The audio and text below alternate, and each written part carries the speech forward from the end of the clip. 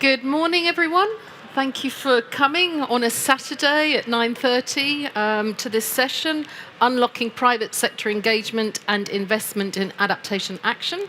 My name is Jessica Troney. I work for the United Nations Environment Programme in Nairobi, and I'm the Chief of the Climate Change Adaptation Unit, and I welcome you all to this session. So just a few introductory words, and before I start, actually, I've been asked to advise you to put your headphones on. It's much more comfortable if you do put your headphones on, and it'll be easier for you to listen to understand what we're saying. Okay, so climate change is more widespread than previously thought and intensifying. The IPCC Sixth Assessment Report shows that climate change impacts are already in motion, and over the next 20 years, global temperatures expected to reach or exceed 1.5 degrees warming. In fact, the 2022 Emissions Gap Report says that on current trajectories, we should expect 2.8 degrees temperature increase, with a margin up to 3.3. So the impacts of climate change are already being seen and are affecting the most vulnerable populations.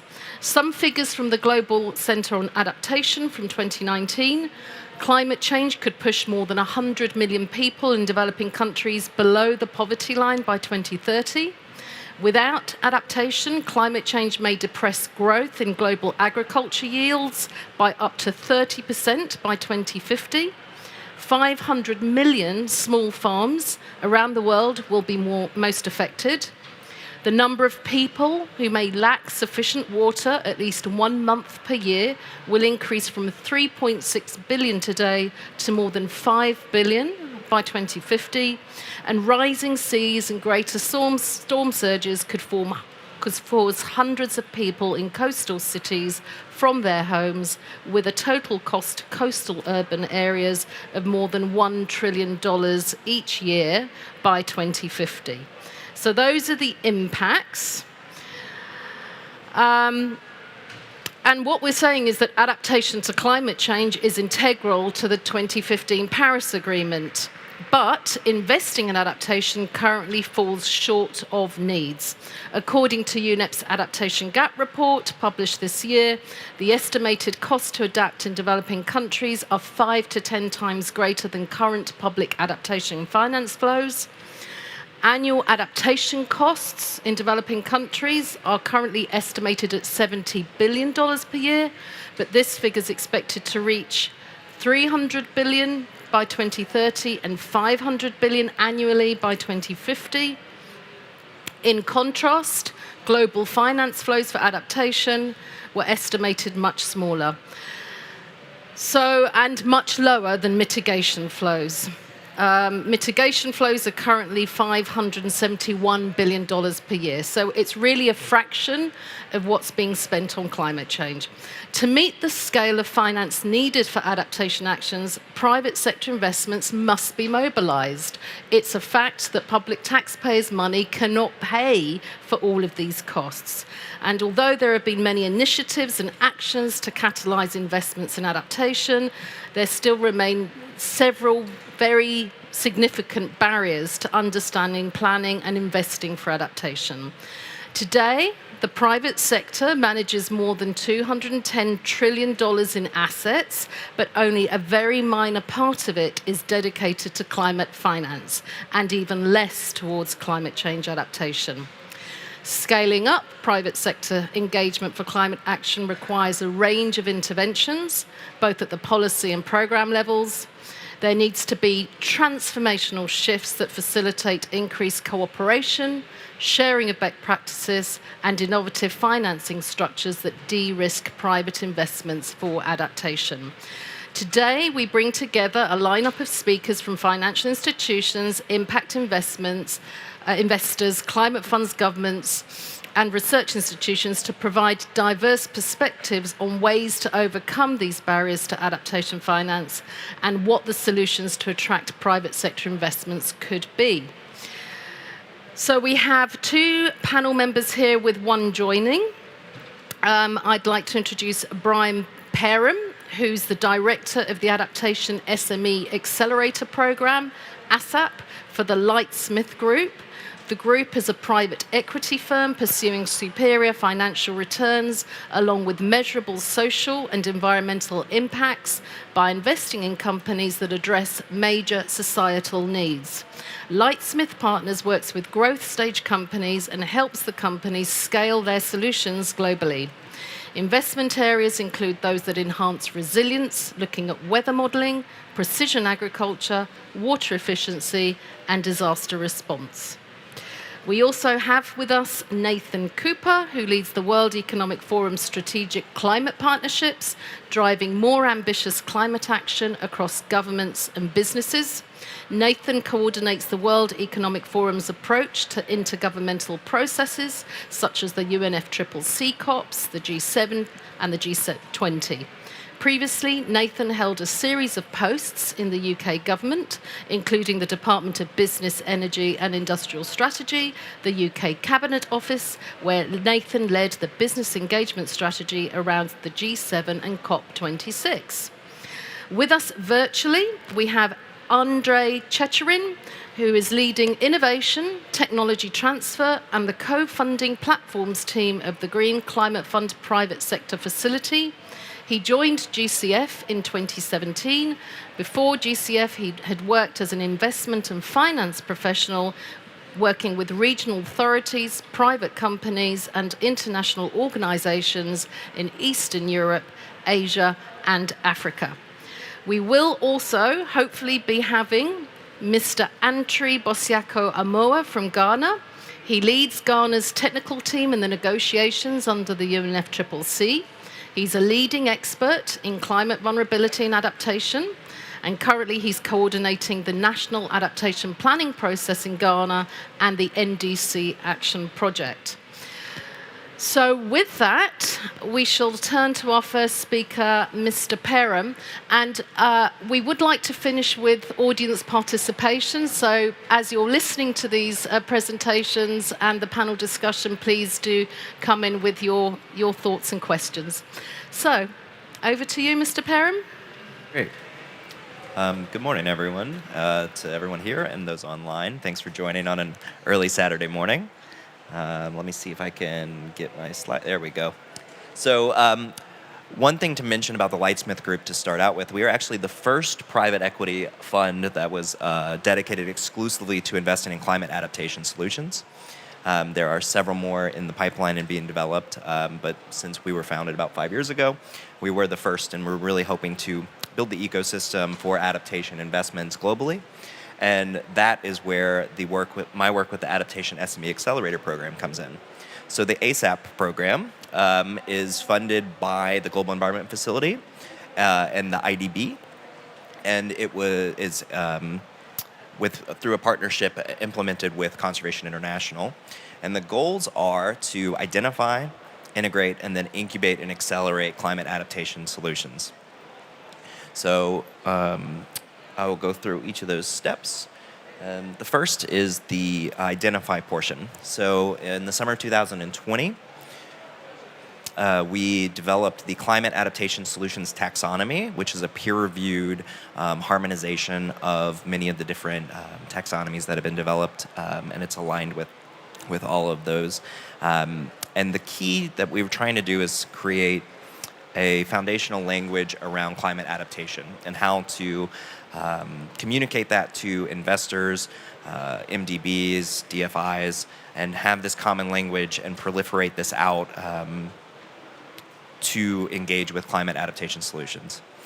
And so from that, the kind of core of the taxonomy, which the link is available here if people are interested, is that an adaptation SME is any company that provides technologies, products, or services which either address the systemic barriers to adaptation by strengthening the user's ability to understand and respond to physical climate risks and the impacts related to it, or to help them prevent or reduce those physical impacts. So in essence, it's to understand the climate risks that they're being impacted by, and then to respond to those impacts. So examples that Jessica went through, kind of where our fund focuses. We think that there's lots of sectors. It's very flexible in how the taxonomy can be addressed, but include weather, climate analytics, drip irrigation, water harvesting, resilient food systems, supply chains, and cold chain storage are a few examples. So, as for the ASAP program, we took the taxonomy and we applied it to a global lens, and we went out and looked for companies, small and medium enterprises, mainly in developing markets. And we also were looking for companies that are maybe based in developed countries, but are applying a significant amount of their solutions, selling to customers in developing markets. And the theory behind that is a lot of communities in the developing world are already feeling the impacts of climate change. We had the IPCC's sixth assessment report on impacts that came out earlier this year, and so the climate change is really being felt and present. But entrepreneurs are also responding to those impacts by providing customers with those solutions. And so you can see in this pie chart here how it's broken down by sector. Agriculture is a huge area where we found solutions, but we also find that there's an intersection between a lot of these sectors. So a water solution can be applied to irrigation and agriculture. There's a big emphasis on information and communications so that people can understand climate adaptation and how it's affecting them. So then the third area for ASAP was we ran an accelerator. And this was through a partnership with Village Capital, who helped us to select and implement the program over the last 7 months. And so we had a cohort evenly distributed between Asia, Africa, and Latin America, focusing on a variety of different sectors. And through that process, we provided lots of business support. We did some seminars on how to frame these companies as being a climate adaptation solution so that they can approach investors with that in mind, and then also help them with facing business challenges that they're coming across to help them to grow and scale in their current markets, and then to expand regionally. So then the last thing that I wanted to comment on was the idea of mobilizing and supporting small and medium enterprises. So as you can see here, in our interactions with the accelerator, we found 2 areas where companies really needed support. So they were technical barriers and then market barriers that they're facing. And within the areas of support that we were providing, we had some advisory support, which is helping doing one-on-one consultations, hiring consultants to frame the market solution better.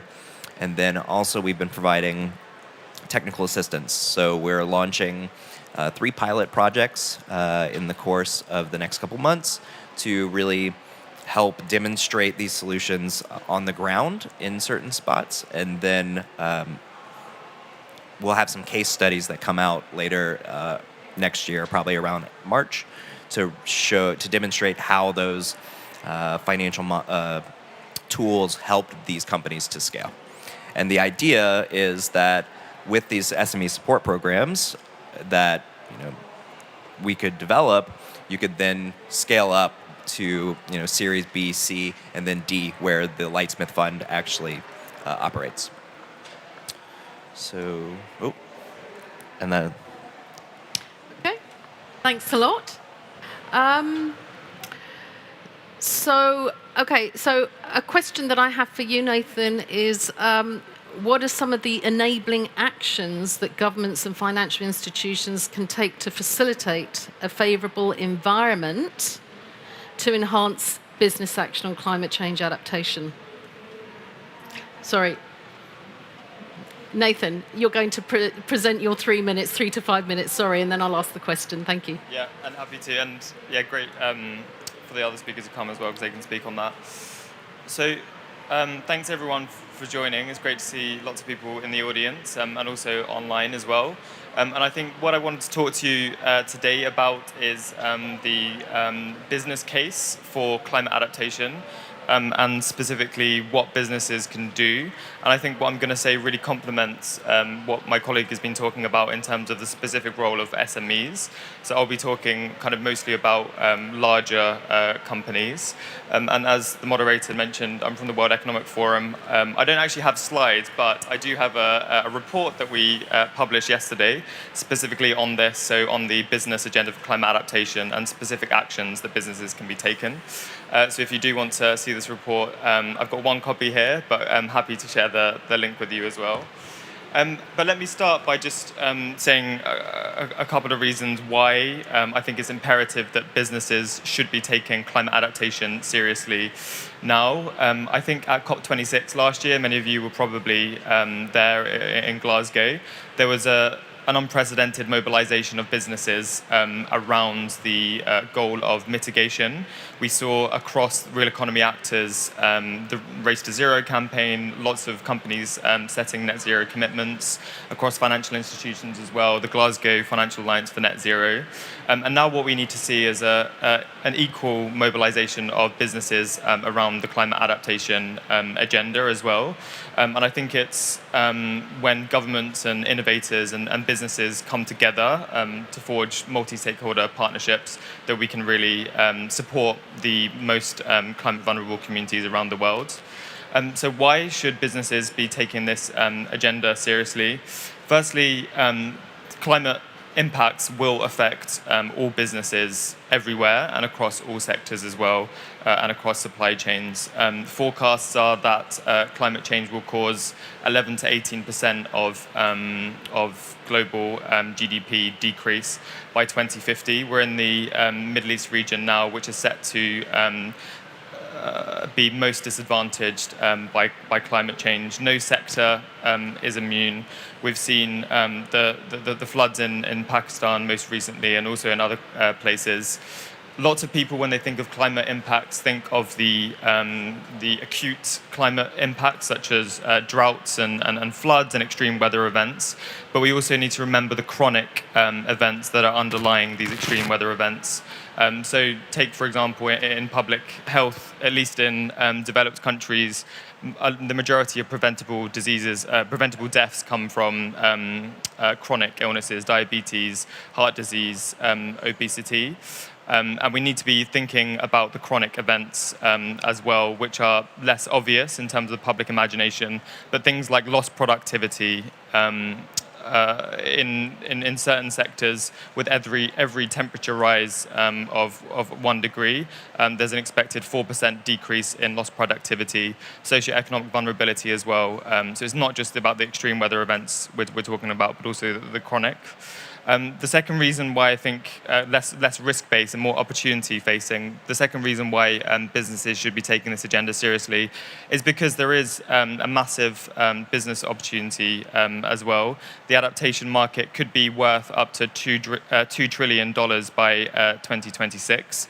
And as the moderator pointed out, a very meager, under 2% of current funding by the private investment goes to climate adaptation. It's around 1.6%, and that really needs to increase to mitigate the risks, but also to leverage the opportunities. 3 years ago, there was a report that came out by the Global Commission on Adaptation, which demonstrated that 1.8 trillion US dollar investment in climate adaptation could have benefits and avoided losses of up to 7 trillion in net benefits, specifically, as the colleague mentioned, on early warning systems, climate resilient infrastructure, which could have a massive return on investment.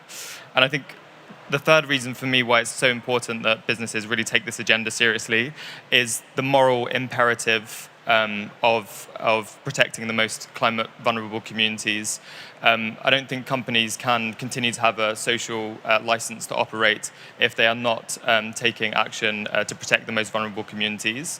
And I personally welcome the pressure and the accountability that comes from civil society when it comes to net zero integrity from businesses. I think the same should be applied on the adaptation side as well.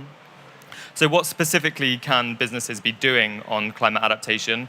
As I said, we've just published a report which articulates the key actions for climate adaptation, but let me just highlight three key actions. So firstly, businesses should be assessing the climate risk across their supply chains. And we have disclosure standards such as the TCFD, but actually this isn't enough. That is mandated in some countries, but in response to those disclosures, only around 7% of businesses actually have climate adaptation plans which respond to the disclosures that they're implementing under TCFD. So they need to assess the risks, both the physical risks, but also, as I mentioned, the chronic risks and transition risks. And then they need to empower and enhance resilience across their supply chains. As the colleague mentioned as well, there's really great efforts taking place in terms of supporting SMEs. One of the largest sectors in the world is smallholder farmers, and actually they only receive 1.5% of all global finance on climate. So that really needs to increase. We need to empower suppliers across supply chains as well. The second action that business should be taking is really investing in the products and services that help to increase resilience. I think there's some really great examples here at COP27 as you just walk around the Blue Zone on innovations that are creating value but are also supporting and protecting the most vulnerable communities.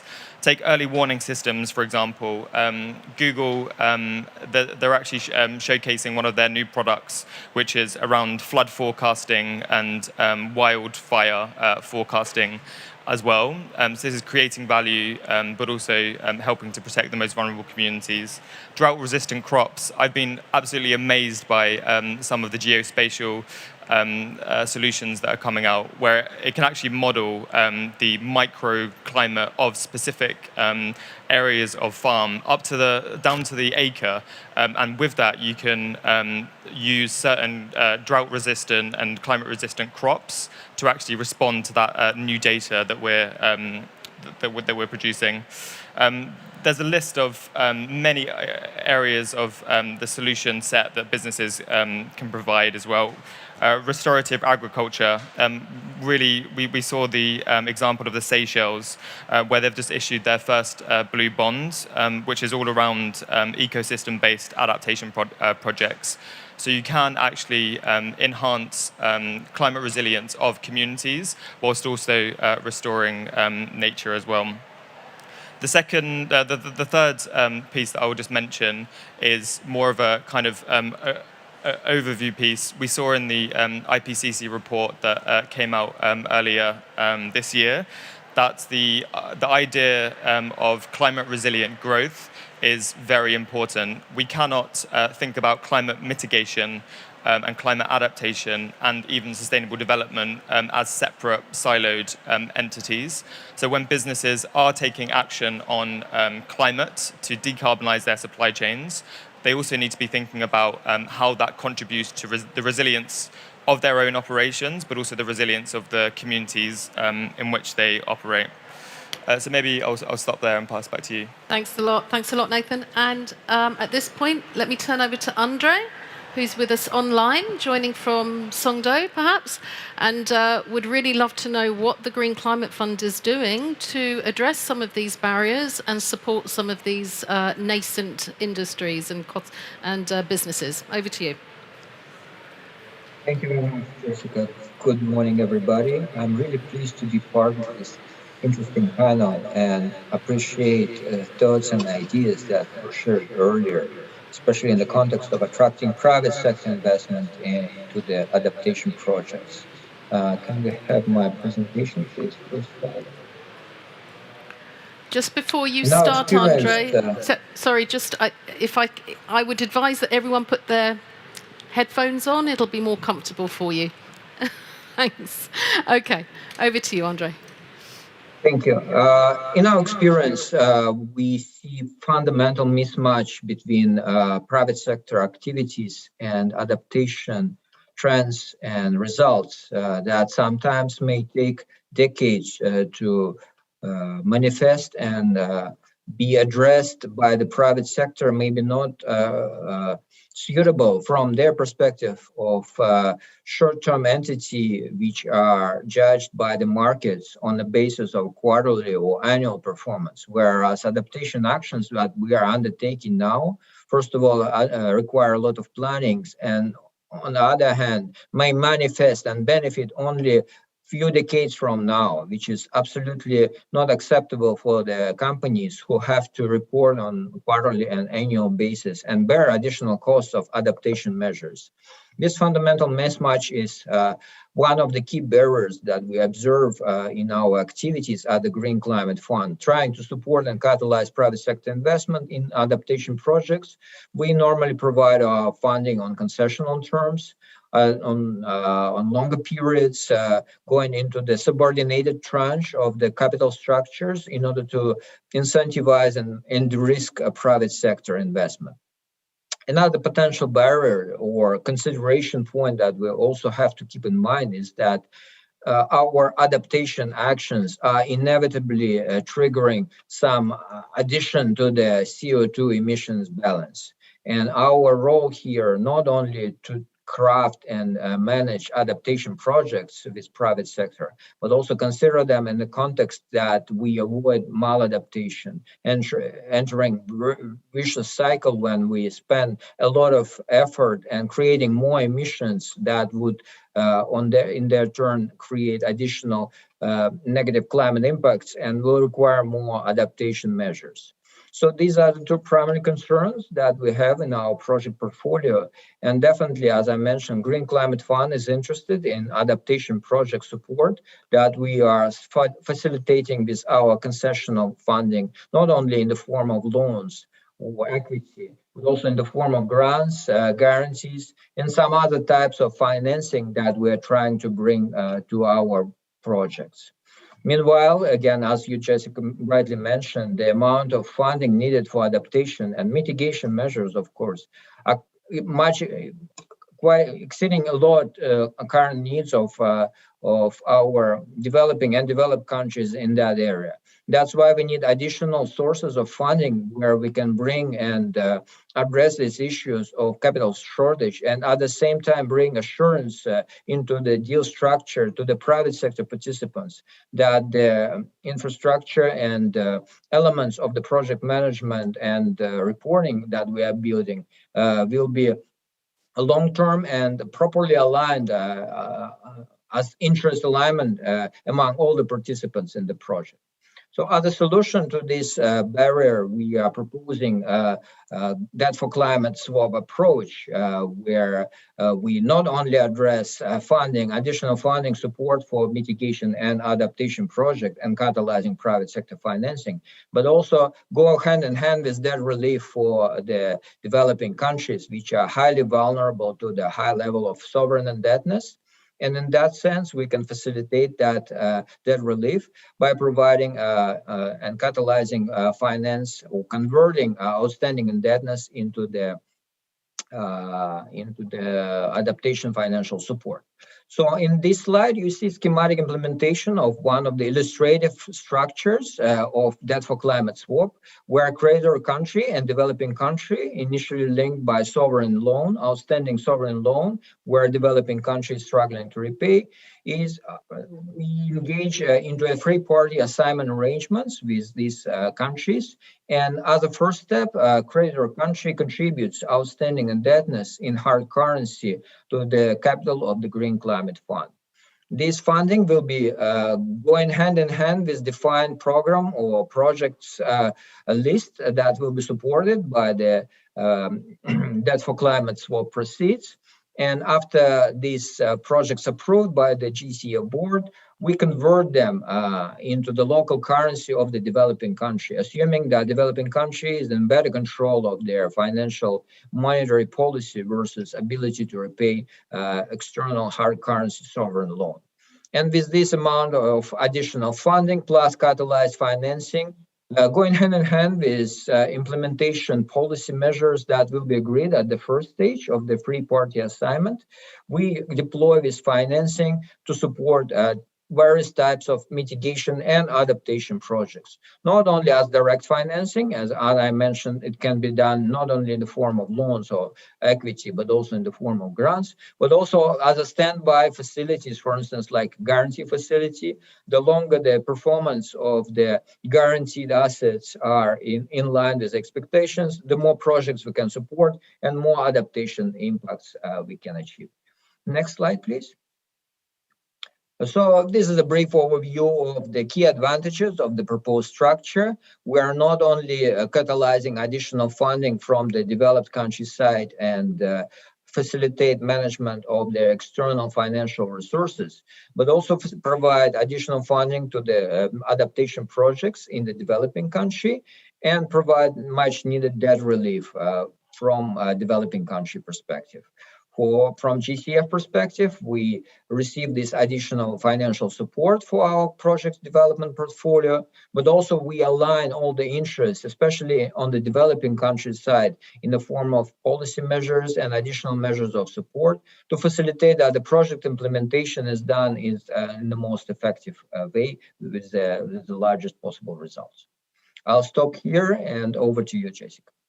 Thank you very much, Andrei. And while we've got you online, can you perhaps give us some examples of successful private sector adaptation projects that the GCF is funding? Yes, indeed. In our portfolio, which is approaching 200 projects, we have several adaptation projects co-financed by our private partners. And I'm really pleased to have Brian here from Lightsmith Group. Lightsmith is the manager of one of our funds called CRAFT, Catalytic Capital for Private Sector Investment in Adaptation Projects, funding proposal number 181. We worked on it together, and definitely this is one of the examples where we can illustrate active involvement of private sector investment in adaptation technologies. And definitely a lot of interesting solutions that were developed alongside the project preparation will be quite informative for future adaptation projects involving private sector. So we welcome all participants of this session to visit our website, and feel free to download all the information that they can access pertaining to this specific funding proposal related to adaptation. Another project I can mention is Global Fund for Coral Reef. This is another fund that is addressing adaptation activities involving private sector on a multi-country basis. There is another project that is dedicated to the adaptation technology deployment in Tanzania, which is also quite interesting funding proposal. And Acumen Fund, which was one of our first funding proposals involving private sector capital for adaptation. Again, as I mentioned, all these funding proposals and some parts of its documentation are available on our website. So for those who are interested in preparation of adaptation projects and additional knowledge how to structure it in terms of project selection and implementation, feel free to utilize this valuable resource. Thank you very much. So before I turn to more questions for our panelists, I'm going to be also inviting audience participation, so you may also prepare any questions or comments that you may have. Let me turn to Brian. What would be your advice to private equity companies that are keen to invest in the adaptation space? I think that, so the main advice is from our scope of the entire market, there are many opportunities out there to invest in climate adaptation solutions. And I think that it really fits with the call to action that we have at the implementation COP to put money into these solutions, especially in the most vulnerable areas.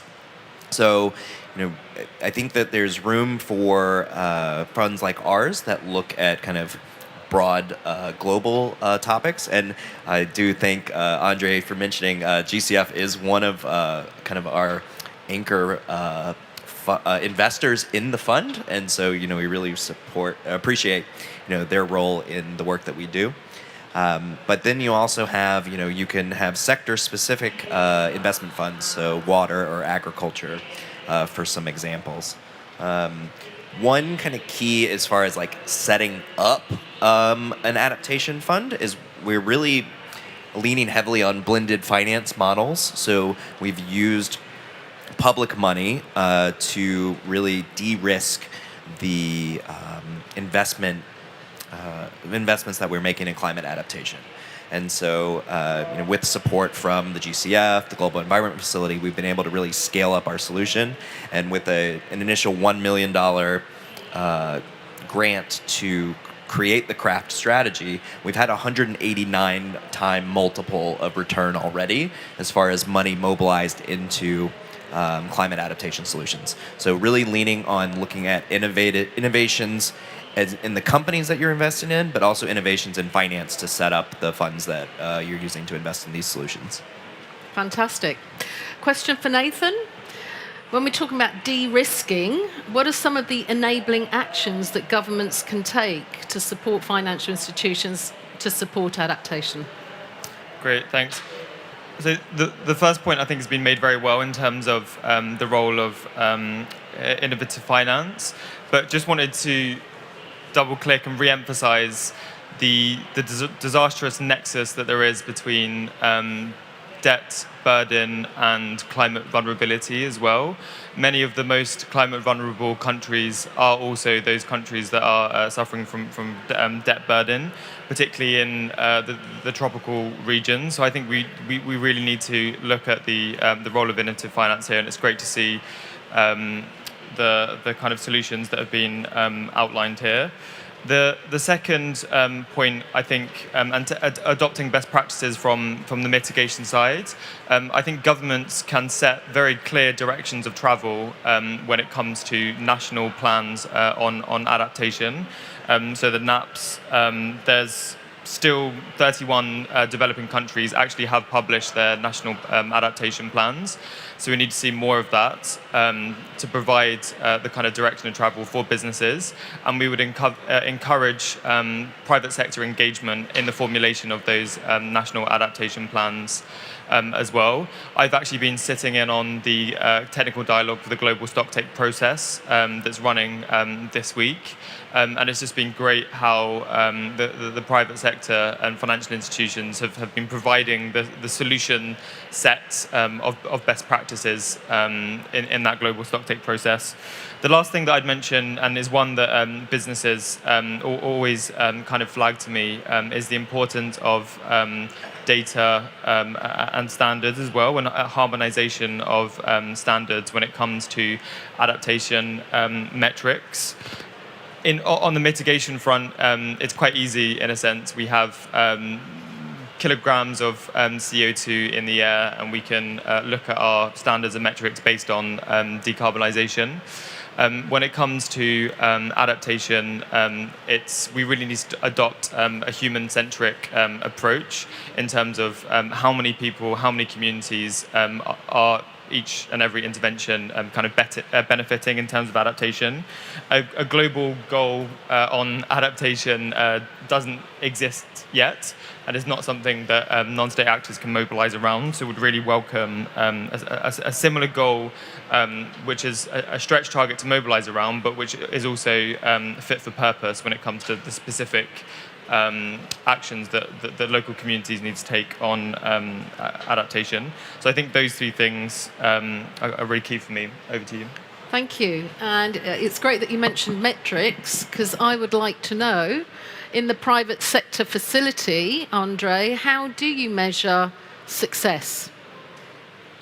Yeah, thank you for that question, Jessica. We definitely pay a lot of attention to the metrics and result areas that we try to achieve with our partners. So we define them upfront in so-called logical framework, where both mitigation and adaptation metrics are outlined in specific numbers.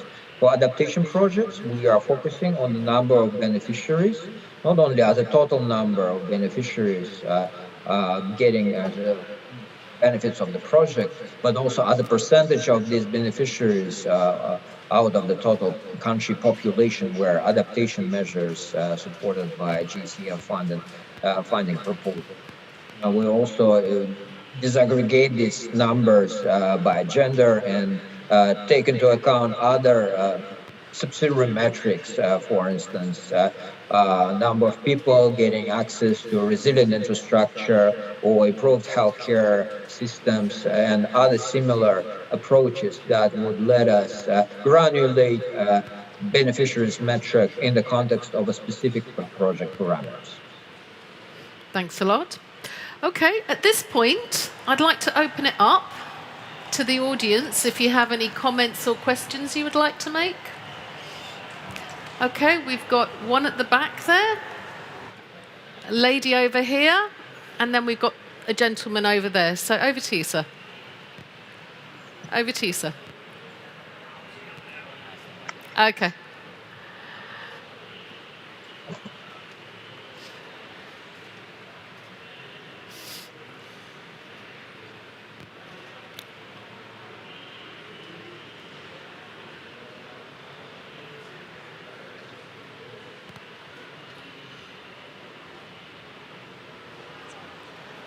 Thank you. So just wanted to get your opinion on the recent regulatory movement in the US and the EU regarding greenwashing for investment funds. Have you noticed these recent regulations helping your ability and the overall market's ability to develop adaptation funds that are, more clear and just overall helping you to get these going? Or is there sort of a chilling effect that they're creating for you in sort of making investment managers a little bit more afraid of going off and doing these for fear of enforcement actions?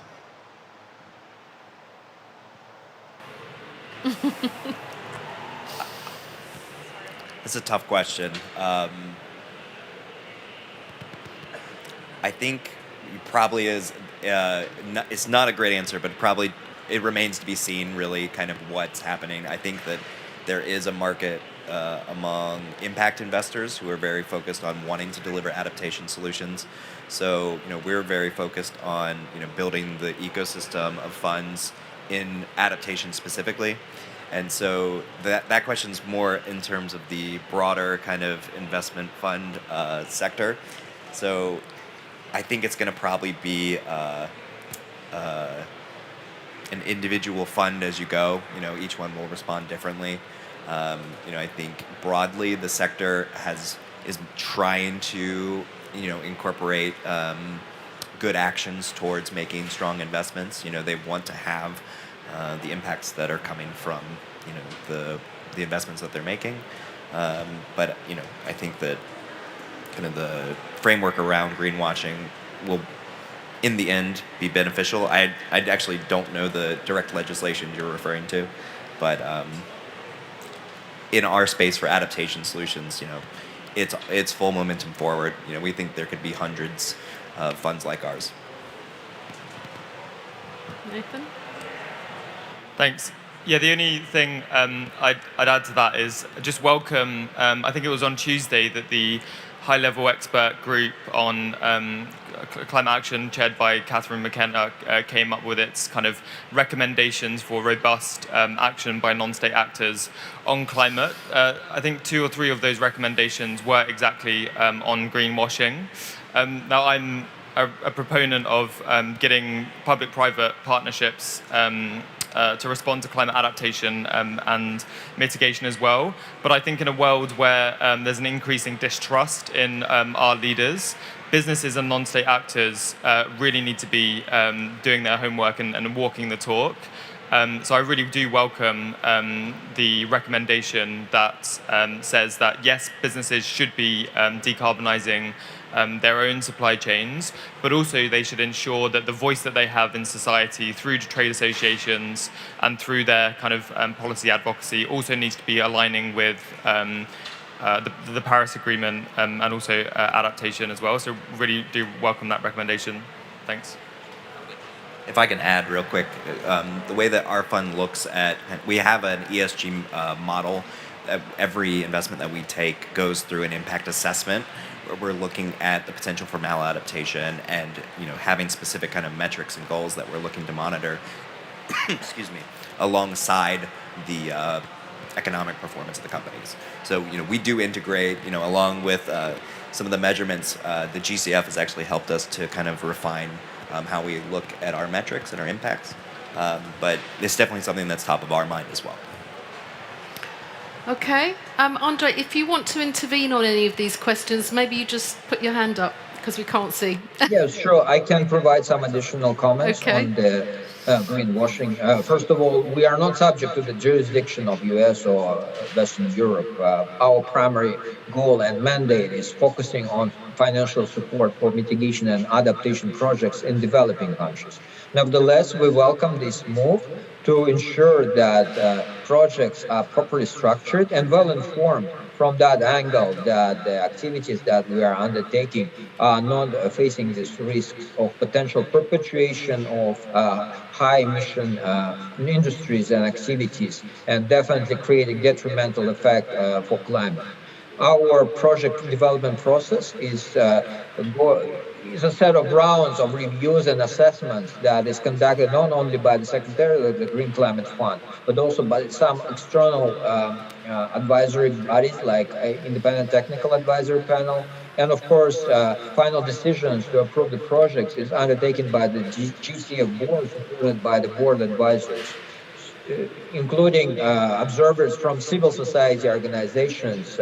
This set of rules and safeguards gives us enough assurance that this greenwashing is not the issue that we are facing here, but definitely we take all the opportunities to inform ourselves about the best practices in order to avoid these kind of risks, and definitely share the most appropriate solutions, including our work, to make sure that these things are robustly implemented and create maximum positive effect.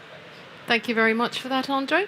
We'll go to the next audience question. The lady on the right there. Thank you. Good morning, everybody. I'm working in Instituto de Montaña. It's an NGO from Peru, and we work on this ecosystem-based adaptation projects in alliance with UNEP and also with IUCN.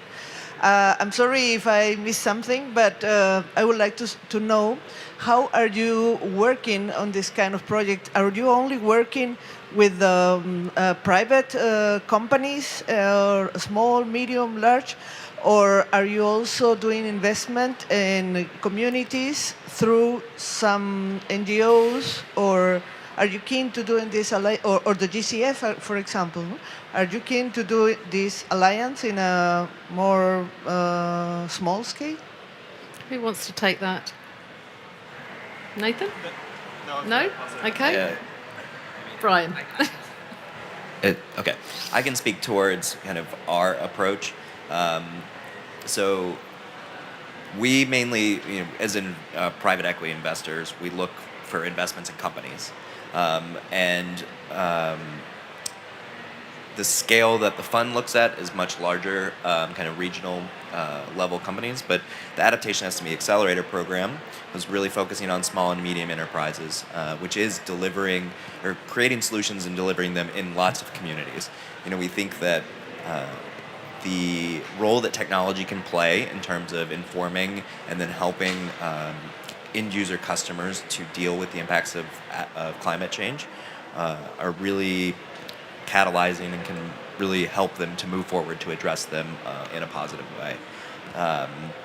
Now, we do kind of alongside both the ASAP program and the CRAFT fund, we have a technical assistance facility which is looking to deploy the technologies of our companies and pilot them in areas where there are vulnerable communities. So the CRAFT TA launched its technical assistance program in the last month, which we were announcing while we were at COP. We're rolling out these hydro panels, which create water, clean drinking water from the air using the solar panel and some absorptive technology. And we're rolling those out in 2 villages in Papua New Guinea, where they're really facing water stress. And so this is an off-grid solution for places that need clean drinking water. And there's parameters of gender equality. The women are spending many hours a day to go and fetch water, and we're working to deliver it through a women's cooperative in one of the villages to sell the water as a pay-as-you-go water model, which we're trying to test out, and we think we can scale to broader communities globally. But really, that relies on working with the communities and empowering them through the technologies that the companies that we're working with have. Okay. Andre, do you want to come back to that question? Yeah. Yeah, definitely. First of all, I'm representing private sector facility, and our focus definitely is related to the involvement of private finance in adaptation projects. But as our public sector financing division of mitigation and adaptation, we finance our projects across developing countries on, let's say, less private sector oriented terms in the form of grants or highly concessional loans. And definitely we're working with both UNEP and IUCN. As you mentioned, these are the entities, these are the two accredited entities for GCF who have the right to access our funding and provide financial support for the project. As for Peru, as of today in our portfolio, we have 5 funding proposals, both mitigation and adaptation, or cross-cutting, both combining both mitigation and adaptation result areas that are dedicated, and out of these 5, 2 are dedicated to specifically to Peru to support climate projects. Ironically, funding proposal number 1 was approved for Peru. So we hope that more funding proposals will come from your country to us. The key challenge, as far as I remember, with Peru was that there is in our fund governing instrument, every project has to get a non-objection letter from the national designated authority, and sometimes this process takes a long time. So coming back to your question and specific answer, yes, we work with public sector, we work with non-government organization, we work with the communities on the ground and deploy money without need for payment, so-called non-reimbursable funds in the form of grants, for instance, to provide resilient support for the local community. Thank you very much. I think we've got time for one more question, and there was a gentleman in the top row. No question? Yes? Okay. That gentleman there. Over to you.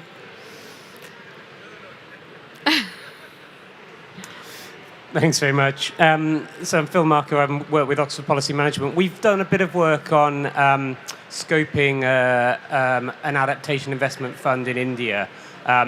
Pretty basic stuff, but this session really resonated with the experiences that we found. So just to say, firstly, that this is really valuable, and thank you for doing this. I mean, I think the challenges we found were around some of these taxonomy issues, just about the borderlines, and it goes to the greenwashing point about sort of, where do you cast the requirement for adaptation benefits, the different, the borderline between development and adaptation.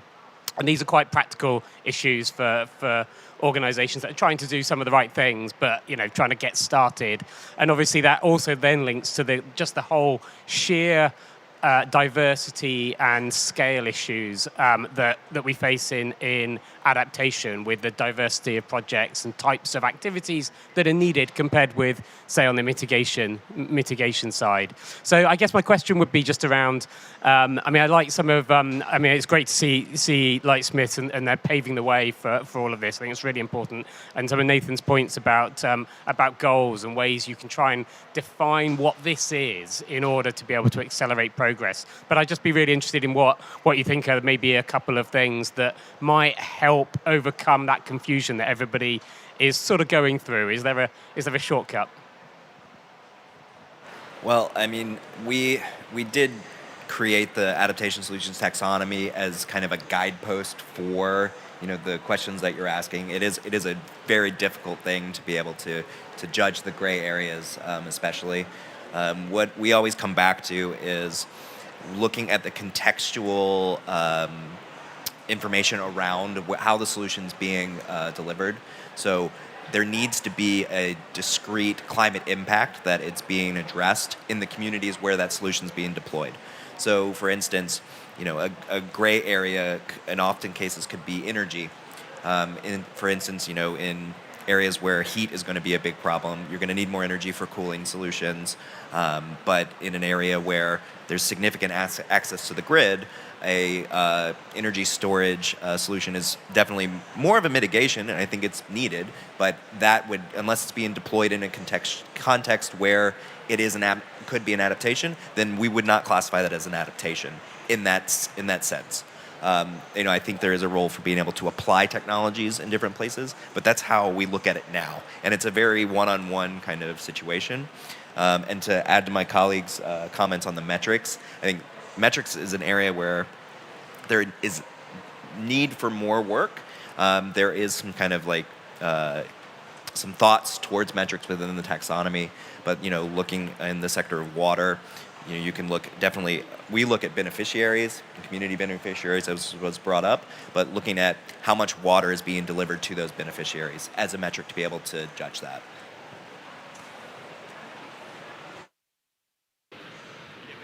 No? Yeah.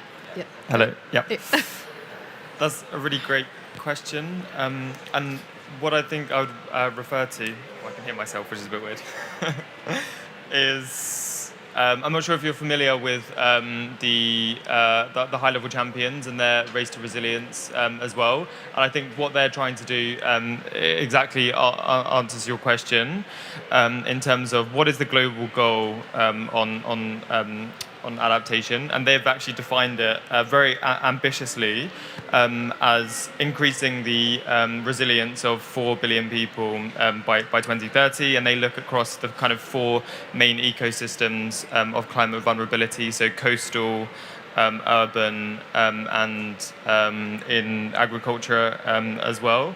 I think some way to go in terms of really articulating what that means in terms of specific metrics on the ground. But I think they're doing great work, and that's a good kind of framework to look at.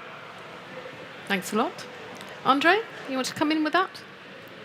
Do you want to come in on that? Yeah, so globally, indeed, increasing resilience is one of the parts of our mandate of the Green Climate Fund. And in terms of specific projects, we assess it as climate adaptation projects starting from risks, hazards, and vulnerabilities. Climate trends-driven risks, hazards, and vulnerabilities of the local populations that have to be assessed or supported or overcome with the financial support of our projects. So going hand in hand with robust analysis of the local situation on the ground, and then linking these risks, hazards, and vulnerabilities with action plan that we are designing in our funding proposal in order to overcome them and arrive to the resilient development pathway. This is one of the approaches that we have.